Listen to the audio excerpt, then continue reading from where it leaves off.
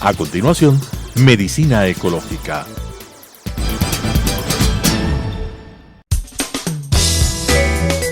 Clasificación A. Apto para todo público.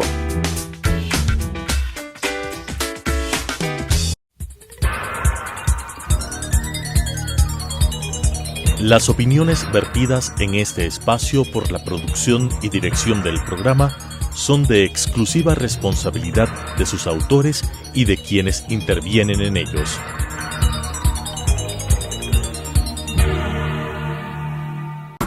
Telesucesos Canal 29 UHF presenta Medicina Ecológica, un nuevo enfoque de la salud pública diseñado especialmente para mejorar la salud de todos los habitantes en armonía con la naturaleza.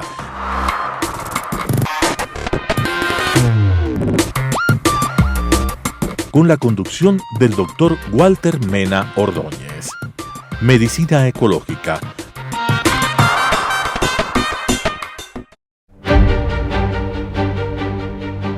Hidalgo e Hidalgo. Ingeniería, construcción, mantenimiento y administración de infraestructura con excelencia, oportunidad y responsabilidad social, con elevados estándares de calidad, la preservación del medio ambiente, seguridad y la salud ocupacional, lo que nos ha permitido ser reconocidos como una empresa constructora líder en el mercado nacional e internacional, con excelencia en su modelo de gestión y procesos de innovación, mejorando la calidad de vida de sus trabajadores y generando bienestar a la sociedad. Hidalgo e Hidalgo, construyendo contigo el Ecuador desde hace más de medio siglo. Medicina Ecológica. Amigos televidentes, es una enorme satisfacción para nosotros continuar con el programa Medicina Ecológica hacia un nuevo enfoque de la salud pública. En este momento tenemos la gratísima satisfacción de recibir en nuestro set a una personalidad en el campo académico y político. Es el doctor Luis Vélez Soto Custol, vastamente conocido en nuestro país por sus ejecutorias en el campo académico, pero fundamentalmente en estos últimos meses, sobre todo, por haber, digo yo, mojado el poncho, tratando de pasar ese Rubicón ecuatoriano, ese río tempestuoso que es la política del Ecuador, sobre todo cuando nos referimos a la lucha contra la corrupción, contra el delito, contra los pillos. Y él, para que no quede duda de su paso por esas aguas tormentosas, ha hecho un libro con un título muy sugestivo: Nacen y se reproducen corruptamente. Esto es como los hongos, como las amebas, como los virus realmente, ¿no? Casi pienso que estamos tratando, o que has tratado, ¿no es cierto?, de darle un título biológico. Es decir, que la corrupción viene en los genes. Bienvenido, mi estimado Luis. Gracias. A nuestro programa. Mil gracias, Walter. Tú sabes cuánto gusto tengo de conversar contigo sobre esto. Pues sí, el título es un título que tiene cierta controversia, ¿no? A algún lado le han dado una lectura más bíblica, no era mi pretensión hacerlo, no, pero tampoco es una lectura de pensar que la corrupción puede venir en los genes. Todo sujeto que nace no es corrupto, se hace corrupto. Es un sujeto que el entorno lo moldea, la permisividad del entorno lo moldea, la permisividad de las instituciones locales lo moldean, la permisividad de la familia lo moldea, y que al enfrentarse al mundo público, sea local, sea nacional, adquiere destrezas para su reproducción y para su forma de existencia. Y estas destrezas pueden ser destrezas que se ajustan a derecho o no. Al no ajustarse a derecho, ciertamente como toman el camino, pueden tomar el camino uno de ellos, ¿no es cierto?, que es el de la corrupción. De hecho, ahora mismo, en Ecuador, para poner un ejemplo, ante una sociedad que da falta de oportunidades laborales, falta de oportunidades de movilidad social por la vía de la educación, existen vías de movilidad social corruptas, entre ellas la violencia, entre ellas el manejo ilegítimo del comercio, por ejemplo, el manejo ilegítimo de la acumulación mínima para la reproducción. Entonces, en ese sentido, lo que se trata de decir es que un sujeto, si bien no nace corrupto, desde el inicio confluye una serie de factores que pueden llevar a la construcción de una forma de reproducirse en la vida, de reproducirse en la sociedad de modo corrupto. Y hacia eso te apoyan mecanismos, leyes, instituciones que en sí mismos contienen la posibilidad de abrir las puertas para la corrupción. Evidentemente el sujeto, que está a expensa de muchísimas presiones, opta por el lado de la corrupción. La corrupción es un crimen de cálculo. Tú vienes cargado de una serie de valores familiares, valores que pueden ser positivos y también negativos. Por ejemplo, una familia que no educa a sus hijos en que son poseedores de derechos en tanto hijos de la familia, crea la ilusión de que la interrelación social es posible evadir la responsabilidad. Un sujeto de derecho, sujeto de responsabilidad. Entonces, un sujeto que no cree que tiene responsabilidades en el mundo público, porque no las tuvo en el mundo privado, no las tuvo en el mundo familiar, es un sujeto que cree que puede evadir las responsabilidades y comienza a calcular qué formas le permite el sistema evadir. Mi estimado Luis, yo he visto una entrevista en Vistazo exactamente, y ellos dicen, se trata de una radiografía de la situación del arte, en definitiva, arte entre comillas, de la corrupción. ¿Qué te parece a ti esta definición? Estoy muy eternamente agradecido de esta visión que tiene la revista Vistazo sobre mi libro. El libro no es un informe de gestión, no se trata de eso. El libro trata de tomar una serie de elementos que coadyuvaron en mis decisiones cuando fui secretario anticorrupción y presenta material que había permanecido dentro de la institución o de la presidencia sin que sea conocido, y que yo creo que una vez que se termine este periodo es necesario que el país lo conozca. Había que trabajarlo, eso me tomó algunos meses de trabajo, estoy en Madrid trabajando esto, y luego había que otros materiales que milagrosamente desaparecieron de los archivos. Vamos a esta parte para que nos expliques la metodología que seguiste en el estudio. Perfecto. Porque esto tiene que ser realmente un estudio referencial para los que vengan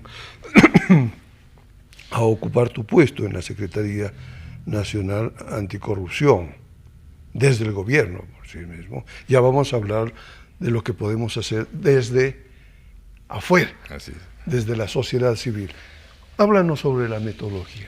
Y el libro básicamente lo que hace es primero reflexionar sobre cuáles son los objetivos nacionales desde la perspectiva de la corrupción, es decir, en relación a la corrupción, qué tipo de objetivos nacionales debemos plantearnos, porque si bien la corrupción tiene diversas métricas. Tú puedes medir cuánto roba un señor que estafa en la cola de una entidad pública, o aquel que estafa en un contrato petrolero, etcétera. Hay métricas que van mucho más allá, y evidentemente el principal daño que hace la corrupción es a la democracia. Y esta no tiene una métrica exacta. Tú no puedes decir cuántos millones de dólares se robaron de la democracia, porque la democracia es un valor que está más allá de esta capacidad de reproducción económica que contiene a su interior. Entonces yo creo que la primera idea es esta, un poco mirar cuáles son los objetivos nacionales en torno a la corrupción para todos los ciudadanos y para todas las instituciones. Luego se plantea una serie de reflexiones sobre los procesos que dan lugar a la corrupción, cómo ir reconociendo procesos que dan lugar a la corrupción. Normalmente, usualmente, ¿no es cierto?, la lucha contra la corrupción en el mundo, ahora cada vez menos, pero en el mundo en general y en Ecuador en especial, se ha dedicado a la caza de peces gordos. Es decir, tratas de capturar un ladrón importante, freírlo en el público, ver que has sido tú capaz de capturarlo y que la población de algún modo festeja este acto, ¿no es cierto? Yo le llamo un poco la carne comunicativa de la corrupción. Que es Trata de capturarlo, pero se refugia en un ático en Bélgica y no es posible, ¿no? Digamos, está esperando ser frito. Pero yo creo que ese no es el problema central. Ese es un problema en el cual, cuando tú capturas un jefe cuando tú capturas un pez gordo de la corrupción, lo que ocurre es de que creas un muy buen criterio de que la impunidad no necesariamente es posible. Es decir, el tipo ha sido capturado, el tipo ha sido frito en público, pero tú no acabas en absoluto con la fuente productora de la corrupción. Correcto. La fuente productora de la corrupción es todo el proceso que le dio lugar. Proceso de integridad dañado, proceso de decisiones dañado, aperturas que tienen los procesos para la corrupción y que permiten a los corruptos actuar. Y de ahí donde comienza la parte central de la corrupción. El corrupto es un sujeto que examina procesos dañados, examina por qué puerta entrar, por qué puerta va a vender el petróleo, por qué puerta va a vender vacunas, por qué puerta va a vender mascarillas, por qué puerta va a lograr el delito, que es el delito central que en esta parte de la corrupción funciona, que es el delito del soborno.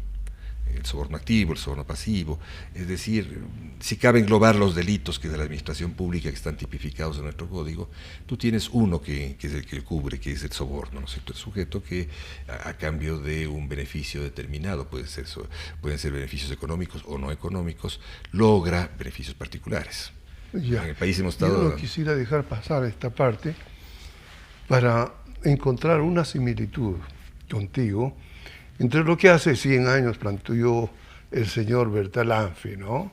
La teoría de sistemas, que tienes insumos, procesos, productos y mecanismos de retroalimentación. Yo creo que esto es un elemento que sirve para enjuiciar lo que ha estado ocurriendo acá en el Ecuador en materia de lucha contra la corrupción y para encontrar los orígenes y cómo se reproduce. Así es. Esto en forma de círculo vicioso. Tú has puesto el nombre central a esto, la corrupción es sistémica. Es decir, la corrupción es un proceso que si tú no rompes ese circuito de necesidades, de demandas, de malos procesos, de falta de integridad de los sujetos que los portan, todos estos actores de un sistema, la corrupción se reproduce automáticamente. Entonces, esto es un poco la idea del nacen y se reproducen corruptamente, es estos sujetos, en la medida en que se paran en un sistema, surgen de él y evidentemente se reproducen dentro de él. ¿Cuántos de ellos tendremos en el sistema? Es difícil, las sociedades muy pocas han logrado contener la corrupción, no digo erradicar, contener la corrupción. De hecho, nosotros, o el libro, tiene un capítulo que es un capítulo quizás de los más difíciles, digamos, que trata este tema desde un punto especial. Yo no opté por la línea del caza-recompensas, de ir y cazar un pez gordo y freírlo en público, ganarme aplausos, hacerle que el presidente gane aplausos y mantener el proceso, sino lo que implica un proceso de ataque a la corrupción mucho más lento, pero mucho más certero, que es la prevención. En la prevención tú no ganas el beneficio del aplauso público porque tu éxito es justamente que no ocurra un acto de corrupción. Ese es tu éxito, es el éxito de la gestión de un aparato público o de una persona que está a cargo de ello, ¿no es cierto? Y la línea fundamental que se trabajó fue la de prevención. En esta línea de prevención nosotros trabajamos varios instrumentos nacionales y uno de ellos quizás y muy importante, quizás muy polémico, es el que está puesto en el libro, es la primera vez que sale en el libro y yo creí conveniente en este rato, luego de la campaña, que saliera a luz uno de los instrumentos que fue entregado al presidente, fue un procesamiento que hicimos con la UAFE, bajo la administración de Carla Mera, ese rato directora de la UAFE y su equipo técnico. Se elaboró una metodología metodología, ellos elaboraron la metodología, mediante la cual, al principio con 42 variables, luego con 21 variables, entre las cuales estaba el patrimonio, en las cuales estaba el ingreso, el pago de rentas, estaban movimientos en bancos, movimientos en diversos emisores de bienes, el traslado de dinero al exterior, etc. 21 variables agregadas en clústeres y ligadas a lo fundamental, a que esta metodología permitiera establecer cuál es el grado de riesgo de todos los funcionarios públicos, del primero, el presidente de la República, al último en todo el sistema de la administración pública. No pudimos 465.000. Fueron 465.000 los que procesamos, que son aquellos que cuyos ingresos pasan por el sistema de administración y control del Ministerio de Finanzas. Pero el país debe saber que hay una parte que no pasa por ahí. Hay una parte que tiene sus cuentas directas en el Banco Central. Gobiernos seccionales, empresas públicas. Empresas públicas. Y empresas públicas es un punto especialmente importante para eso, porque el tener esa libertad... Porque manejan el 12% del peso. A ver, cerca del 50%. 50% de la inversión pública en su momento. Es muchísimo los recursos que están allí, ¿no es cierto? Y digamos, entre paréntesis, eso fue la piedra de tope de la presidencia del señor Lasso, ¿no? Las empresas públicas al garete, dadas a un señor que está prófugo en Argentina. Claro, yo creo que ahí hay dos cosas. ¿Por qué no se tomó en cuenta eso? Las dos cosas había que hacer, yo creo, ¿no es cierto? La una, que es cuando pasamos esta metodología con unas 470.000 de personas, que incluía, yo pedí varios cruces muy específicos. Pedí, obviamente, quería conocer el grado general en cual la administración pública puede haber llegado a corromperse no corromperse, estar en riesgo de corrupción en alto grado. Eran 5 grados de calor para la corrupción, porque tenía deseos de conocer claramente esta visión de sentido común de que en la administración pública se roba en todo lado. No es cierto. Hay riesgos de corrupción muy diferenciados, y están muy ubicados. Y están no solamente muy ubicados, sino que tienen nombres y apellidos. Esto fue entregado al presidente, y el presidente tenía que haber empezado procesos junto con la UAFE para exigir explicaciones de esos movimientos de las 21 variables de estas personas. De estas que fueron 4.000 y tanto. 3.200, si tomas 2 grados son 4.000 y tanto, ¿no? Ya. Esto no se hizo. Yo creo que aún está tiempo el presidente por hacerlo, el instrumento ya está hecho. Simplemente hay que cubrir el año 2023 y hay que cubrir los patrimonios de salida de ellos ahora, patrimonios que tienen que ser medidos en sus padres, en sus hijos, en sus cercanos parientes, ¿no es verdad? Y esto es un instrumento central porque obviamente determina en dónde se localiza la mayor parte y en qué niveles se localiza la mayor parte de la corrupción por ministerios.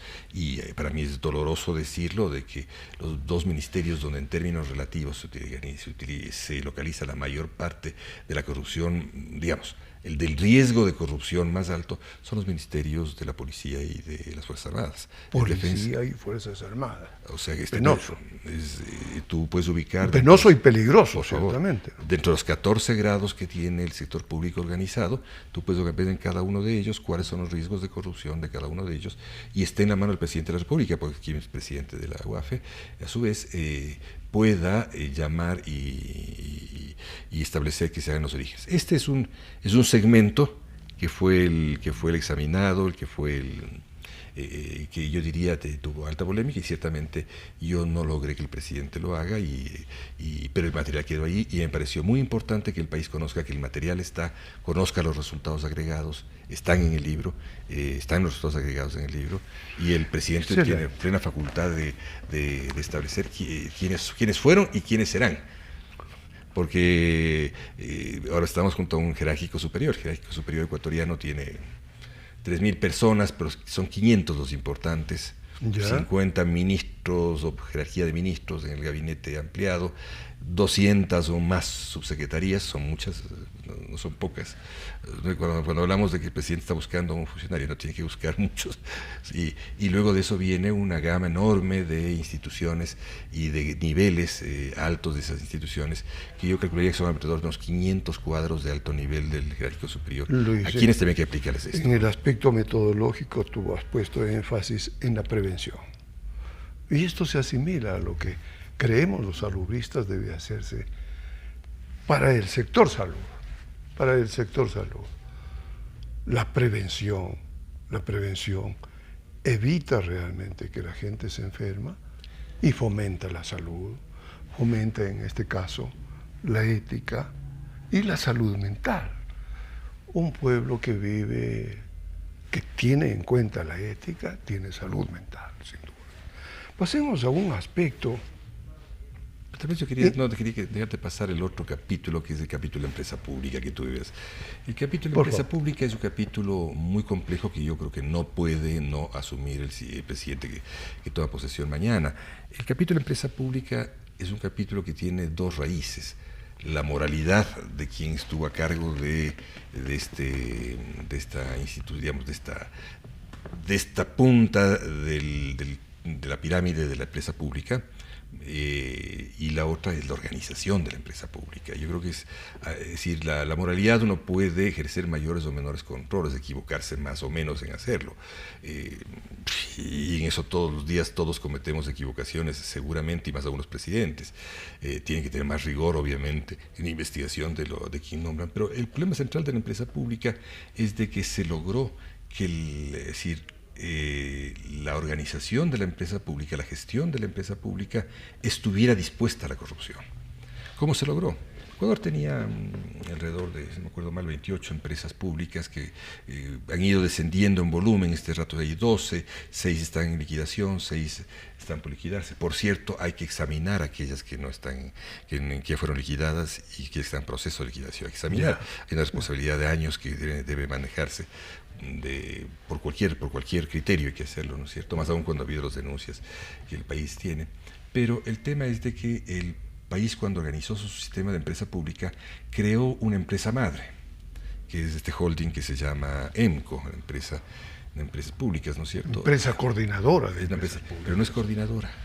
Es una empresa que debería ser, si fuera una buena holding, sería una coordinadora administrativa. Un holding no se mete sobre la sustancia de las empresas, sino sobre la optimización de su eficiencia a partir de la coordinación administrativa. Eso es un holding. Pero no puede meterse a ser el que decide los zapatos, la tela, los aspectos medulares, la medicina y la empresa. Eso no puede ser, porque no habría capacidad.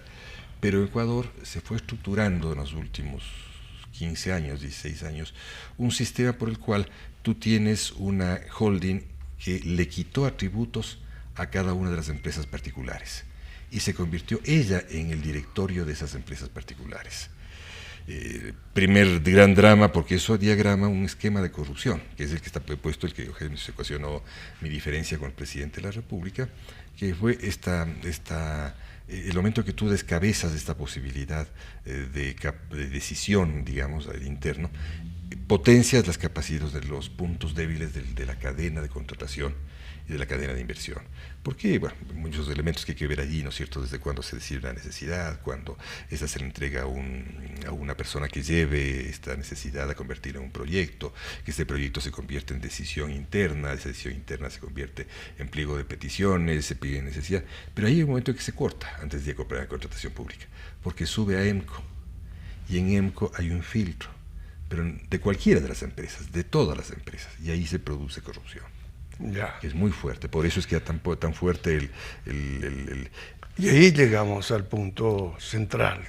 ¿Quién nombró a ese gran jefe? Pero no solamente quién, uno. Había solamente 3 miembros, lo cual yo reclamé fuertemente, de que yo no concebía que exista un cuerpo de delegado, un cuerpo colegiado de 3 miembros. Eso no existe. El cuerpo colegiado es un cuerpo que tiene que ser primero de un número impar, pero de un número suficiente de miembros que puedan cotejar criterios y generar mayorías y minorías y puedan controlarse en sí mismo. Pero cuando tienes 3 miembros originados en la misma fuente, muy probablemente no cumple ni la función colegiada ni la función de control.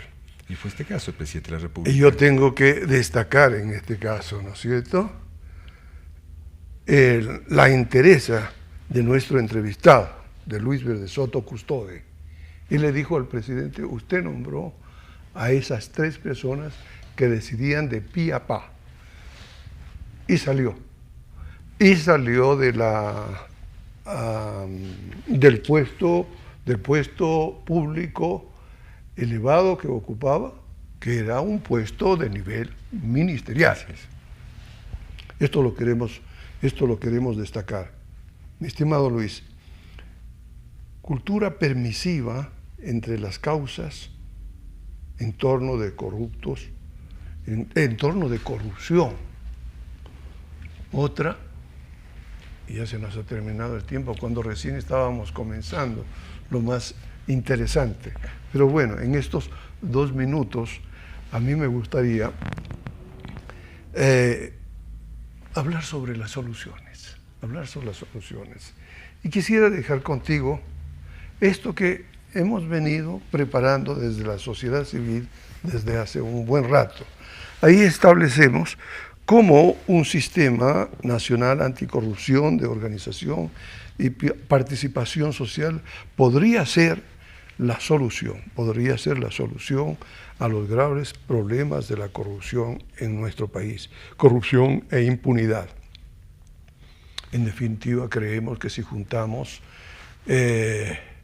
los recursos, las capacidades, en definitiva, que tiene el sector público y la sociedad civil organizada, es posible enfrentar con acierto la corrupción y la impunidad. ¿Cuál es tu punto de vista? Mira, me gustaría, gracias mil por la confianza de mostrarme este esquema. Mira, yo creo que lo importante es visiones desde la sociedad civil sistémicas. La primera idea es sistémica, que puedan recoger las distintas variables que inciden en la corrupción. ¿Cuáles son estas variables? Son muchas, ¿no es cierto? La economía, es un hecho corrupto, es un hecho de cálculo económico, moral, todos venimos con una carga moral y el corrupto es un tipo que mide la sanción moral con el beneficio económico. ¿Qué importa, ayer que me digan que soy ladrón si me llevo 18 millones en la cartera, ¿no es cierto? Él combina hechos de historia, conoce la historia de su país, conoce los eslabones de esa historia de ese país y lo sabe manejar. Obviamente un tema cultural, todos tenemos visiones con matices sobre la corrupción e insertamos la corrupción en esos matices en el sistema cultural del cual venimos.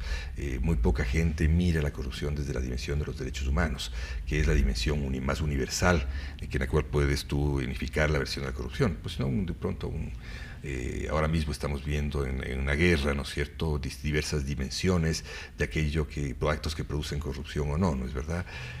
Tienes tú que mirar elementos técnicos, tienes que mirar elementos de artesanía como la contabilidad, tienes que mirar muchos temas de educación para ver hasta dónde la construcción de las distintas formas de capacitación a lo largo de la curva vital tiene que estar presentes para poder ir frenando la corrupción de algún modo. Obviamente tienes que ver el sistema de justicia, el sistema de fiscalía. Sí. De hecho, un aparato anticorrupción es un aparato de múltiples entradas, de unos 20 o 30 especialistas distintos, estoy pensando otra vez, compras públicas, etcétera, para poder ir logrando generar sistemas que te permitan hacer planteamientos anticorrupción institución por institución. Y hay que comenzar a generar elementos de confianza dentro de las instituciones. Esto es lo básico. Muchísimas gracias por tu participación.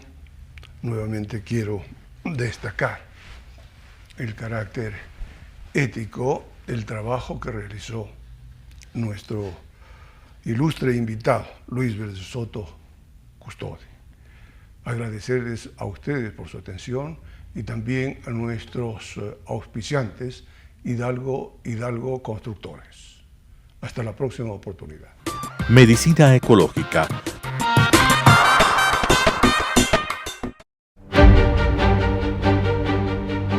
Hidalgo e Hidalgo. Ingeniería, construcción, mantenimiento y administración de infraestructura con excelencia, oportunidad y responsabilidad social, con elevados estándares de calidad, la preservación del medio ambiente, seguridad y la salud ocupacional, lo que nos ha permitido ser reconocidos como una empresa constructora líder en el mercado nacional e internacional, con excelencia en su modelo de gestión y procesos de innovación, mejorando la calidad de vida de sus trabajadores y generando bienestar a la sociedad. Hidalgo e Hidalgo, construyendo contigo el Ecuador desde hace más de medio siglo.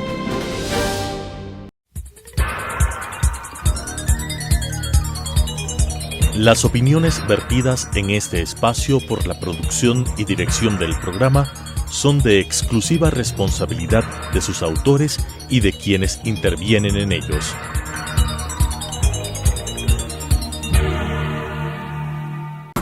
Telesucesos Canal 29 UHF presentó Medicina Ecológica, un nuevo enfoque de la salud pública diseñado especialmente para mejorar la salud de todos los habitantes en armonía con la naturaleza.